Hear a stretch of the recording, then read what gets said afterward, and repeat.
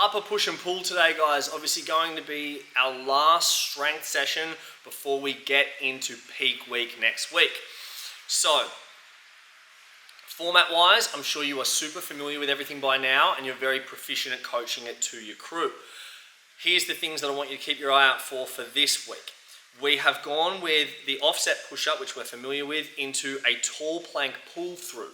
A movement that you may have done before, but we haven't included it in Verce programming before. So, it's straightforward enough such that you will be in a tall plank and you are literally just pulling that weight from outside the hand on one side across to the outside of the hand on the other, whilst keeping your hips stable and your feet firmly planted into the floor. If you're not confident with that one, just check the hyperlink that's obviously in the session guide. But the purpose of that is to work on anti-rotation. So we are literally crossing the body with one lever and we are pulling the weight through, and we are trying to avoid rotating with our torso or our hips. Once we go through that, we are then getting stuck into our time cap strength, obviously still on that close grip bench, and we are going for 4 reps here. And the third and final thing that I want you guys to keep your eye out for is the ring skull crusher.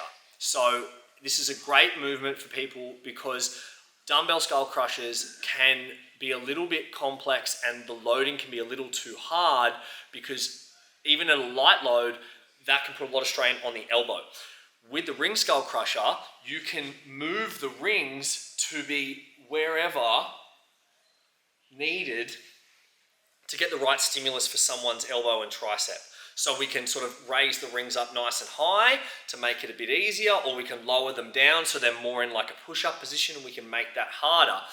The idea is that wherever you are, your elbow is fixed and it is the wrist that is moving. We don't want to see like a sweeping elbow here at all. We want to keep that elbow nice and fixed, and we're just moving the wrist to extend.